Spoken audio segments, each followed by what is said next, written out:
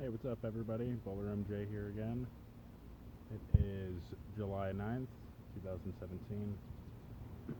Got a little bit of an update on the garden here, both of the beds, and we'll take a look at the feed calendar so I can show you just a brief overview of what that looks like. Watering and some of the top dressing that I do, as well as a little bit of, I just kind of touch on maybe teas that I brew up as well. So let's get started here, and I guess this would be bed number 2. I'll call it now. Uh, it's on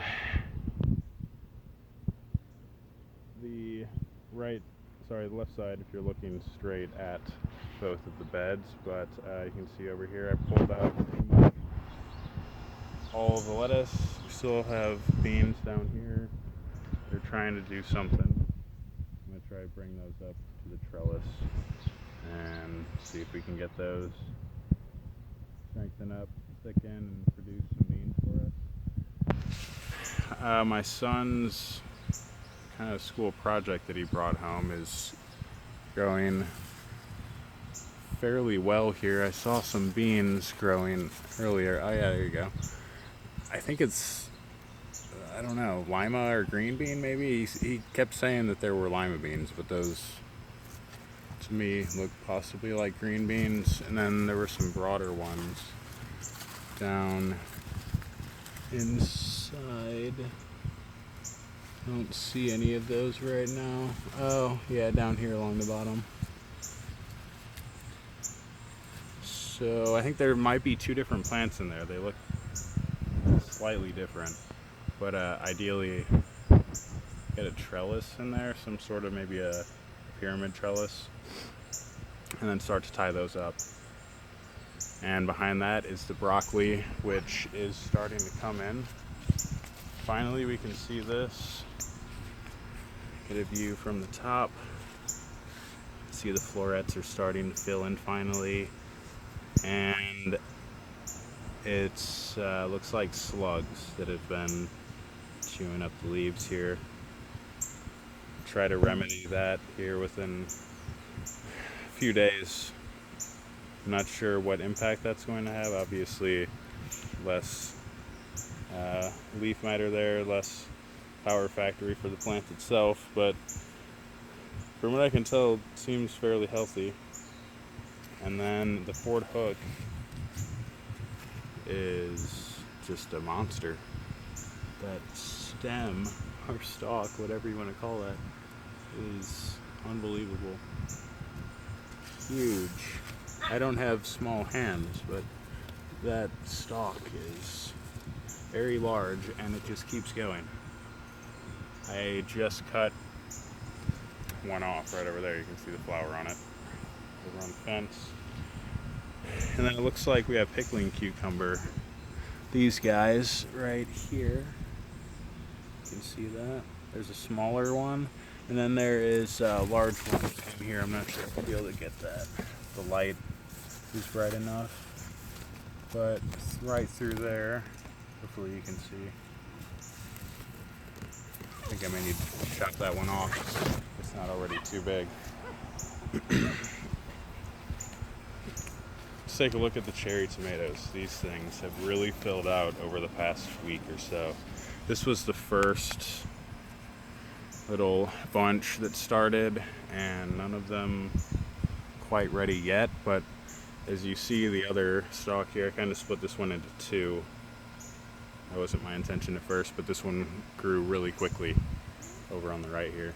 And then these guys are just going to produce a lot of these little cherry tomatoes. Each one of these little bunches here, there could be up to 20 maybe, I don't know. I think I counted 18 at least on one of them. And there's a lot of it. So we need to get this stuff trellised in here. Stabilize the trellis. I need to tie that up just to kind of reinforce it. But the San Marzanos, this is a very heavy plant from what I can tell. There's not a ton of fruit yet, but it is substantial. These leaves are crazy. And then good looking fruit there, decent size. Some more up top coming in. This one is going to have probably at least 3 stalks that come off of it. I'll try to train 3 of them, and may even have to reinforce these center trellis poles as well. But the Romas here, didn't really get a good view of the stalk the first time, but down here you can see where I split it.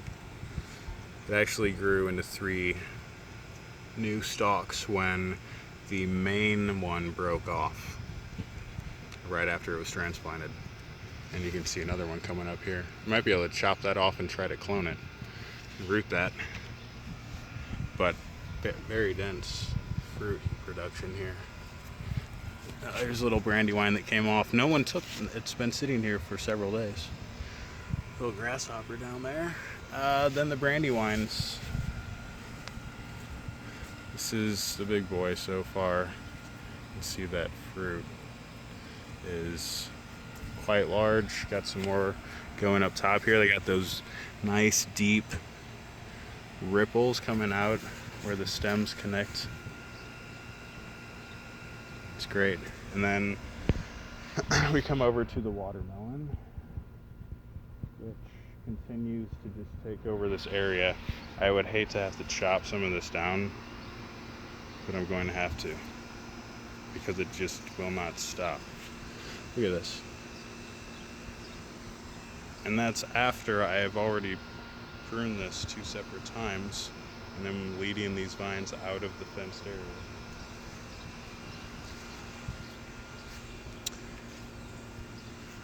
I'm gonna have to take a few of those off, especially these. I don't want anything growing back into the bed. Another shot, the front end of the Roma there. And then San Marzano, cherry. Those things are just monsters. Pepper, I don't know that there's a good enough indication of what this is yet. If that is, maybe someone could tell me if that is jalapeno or banana pepper. And then this other one over here, just slow. Carrots along the front look okay. Just need to make sure I keep that soil nice and moist so they can push themselves out. Hey, what's up everybody? Just wanted to give you a brief overview of what my feed schedule looks like. It's combined watering and feed, 11 days total. It's from a guy who is on YouTube and has a channel doing a lot of no-till stuff up in Oregon. The book Teaming with Microbes is written by Jeff Lowenfels, I believe, and he's also up in Oregon. So I'm not sure if that's kind of where that originated or if it's just the nature of the area up there, but there's a lot of good stuff coming out of the West Coast as far as organic gardening is going, and just bringing it back to the basics of nurturing the soil and making sure that the soil is healthy and letting the plants sort out the rest. It's one of the main, thought processes behind this technique. The no-till style is allowing the plants to thrive in a healthy environment. So if they have healthy soil, they can basically interact with all of the microbiology, all the organisms that live within the soil, and thrive within that environment. Because if the soil is healthy, the plants can they can dictate what types of nutrients and bacteria and fungi and organisms make their way into the rhizosphere, which is right in between where the roots make contact with the soil. So that's how they feed. Things enter into the rhizosphere, and that's essentially how the roots are able to draw nutrients and water. There's a lot of detail about that in the book Teaming with Microbes, so if you're interested in the scientific aspect and understanding why these things work the way they do, understanding the soil food web, I may touch on that a little bit. I'm no expert, but it helps maybe to have kind of a practical application of that knowledge. A lot of high school level biology going on there, and some concepts that people are probably familiar with to some degree, but being able to learn about something in a classroom environment when you probably really don't want to learn about it, and then learning about it later on in a way when you can apply it to a produce garden where you're going to eat the results. It's kind of a different approach. The context changes, at least for me. So here's the 11-day cycle. It is water, no application, malted barley powder and aloe, no application, water, kelp meal, and either fish emulsion or crustacean meal, no application, water, no application, coconut water, and then no application, and then we just repeat. So you can see on the calendar here, I have the cycle start and end marked with a green circle. So this will be the first day of a cycle, and then it ends over here, and then we just continue that. Never changes. I don't plan on changing this unless something goes horribly wrong, because it seems to be working for people who are taking this approach. And until I can prove otherwise, I'll just continue to use this as kind of a starting point and then tweak as need be. So again, I'm trying to amend the soil with things that I know are going to bring life to the soil food web. Each one of these different feeds that we do, say the malted barley powder and the aloe malted barley powder, helps to get some activity going along the top of the soil to help break down and encourage that fungal and bacterial growth up near the very surface of the soil, as well as providing some food for the critters that live within the soil itself. And then we supplement that with its powdered aloe, which is reconstituted in water. Basically, you let it sit for about 10 minutes so it dissolves, and then you dilute that. I don't remember the exact measurement. I think it's about a tablespoon a gallon or so of powdered aloe to a gallon per water. And then if you look at the kelp meal, that's another top dressing, which once it's watered in, it kind of reconstitutes, and then it could also be used as a tea if you wanted to do it that way. But I just use it as a top dressing and a side dressing around the whole bed each time, just to make sure that every part of the bed is going to get a little bit of that organic matter and the nutrient that's within there. Even though it's a very low nutrient content on the NPK scale, you're still reintroducing something that was alive at one point and could potentially still have bacteria and fungus that is just dormant.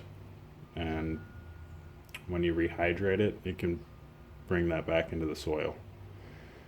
The same thing with the crustacean meal or the fish emulsion, just going to, again, dilute the fish emulsion with water and then use that to water in the kelp, or I will just put down a couple top dressings, the kelp meal and the crustacean meal, and then water those in.